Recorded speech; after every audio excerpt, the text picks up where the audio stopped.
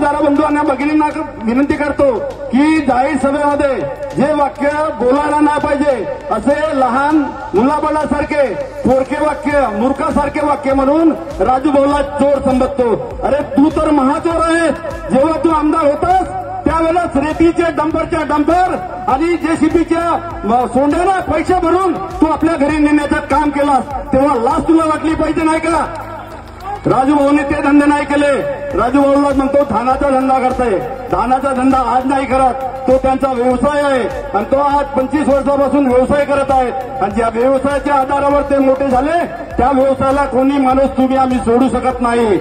हा मूर्ख अशा पद्धतीचे विनाकारण भाऊला दोष देत आहे, हे शोभनीय आहे, अशोभनीय आहे।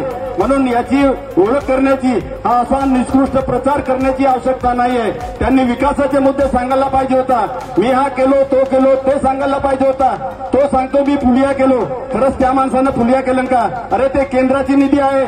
माननीय नितीनजी गडकरी केंद्रीय मंत्री होते त्यावेळी सर्व लोक भारतीय जनता पार्टीचे साखर कंपनीमध्ये त्यांना विनंती केली की आम्हाला हा मोहालीला जायला खूप लांब म्हणजे होते आणि त्या अनुषंगाने त्यांच्या आधारावर माननीय नितीनजी गडकरी त्यांनी हा पुलिया बनवला आणि उगाच श्रेय घेण्याचं काम तो करते। त्यांनी विकास सांगावा, प्रत्येक गावचा विकास सांगावा। अरे 5 वर्षामध्ये त्यांचीच सरकार होती।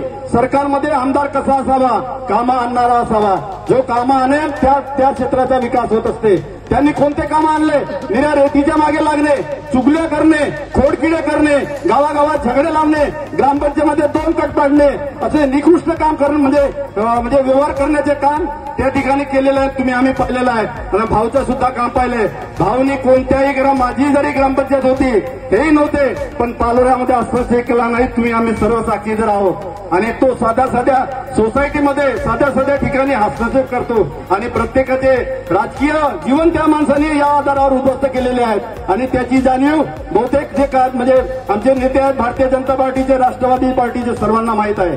आणि जेव्हा आपल्याला आपल्या विरोधकाचा प्रचार करायचा असतो तर आपले विकास कामे सांगून करायचा असतो। अशा मुळातल्या खालच्या छोट्या म्हणजे घरातल्या गोष्टी म्हणजे देऊन लोकांना विरोधात बोलायचं नसते। म्हणजे आणि असा जर माणूस बोलत असेल तो नासमज आमदार होता असं म्हणायला काही हरकत नाही।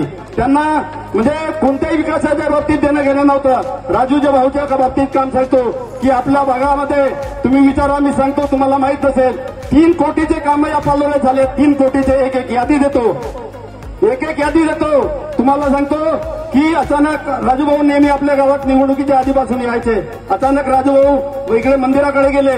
मी मागणी केली नाही त्यांना, मग किंवा गावातल्या अध्यक्षांनी सुद्धा मागणी केली नव्हती, कोणी लोकांनी मागणी नव्हती केली। अचानक राजूभाऊ तिकडे मंदिराकडे फिरायला गेले। त्यांच्या लक्षात आलं की इथला मंदिर थोडा जीर्णावस्थेत दिसला। मी अचानक राजूभाऊ घरी गेले आणि घरी गेल्यानंतर 15 दिवसांनी मला फोन केला। सकाळी 8 वाजे फोन केला। राजू महादेव म्हणे तुमच्या गावचा मंदिर हनुमंताचा जीर्ण आहे, तर त्याला आपल्याला निधी देता येईल का?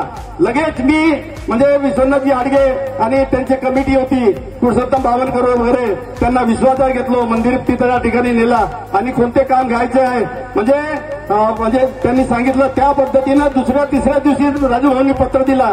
न मागे मोती असासारखा आपला मंदिराचा काम झालाय असं राजूभाऊ आहेत। राजूभाऊचा सूक्ष्म नियोजन आहे। मी खूप मोठा सांगत चुकीचं काम सांगत असेल, पण त्याचा आचार विचार राजूभाऊ म्हणजे करतात आणि विकासाचे कामं करतात। प्रत्येक गावामध्ये कमीत कमी छोट्या गावात असेल तरी 50 लाखाच्या वरून कामं दिलेले आहेत। आपल्या गावामध्ये मातोश्री पांढन रस्ता दिलेले आहेत। अजून आपल्याला रस्ते करायचे आहेत। आपल्याला आपण शेतकरी आहोत, शेतामध्ये आपल्याला जावं लागतंय। म्हणजे आपला भाग हा म्हणजे पशुवर आधारित भाग आहे। शेती म्हणजे पशु असल्यामुळे महिलांना सुद्धा त्या पांढन रस्त्याने भाडे आणावं लागतंय। म्हणून राजूभाऊने संकल्प केला की आपल्या शेतापर्यंत आपली महिला वर्ग, आपला शेतकरी म्हणजे सायकलने, मोटारसायकलने 4 चाकी जायला पाहिजे। म्हणून आपल्या विधानसभा क्षेत्रामध्ये 500 रस्ते आणले, 500। त्याचे काम सुरू झालेले आहे आणि काहींचे काम आता सुरू होणार आहे। म्हणून प्रत्येक कामाचा सूक्ष्म नियोजन करणारा आमदार आपण 5 वर्षात पाहिलेले आहेत आणि 5 वर्षामध्ये 2.5 वर्ष तर भाऊ कोरोनात गेले आहेत।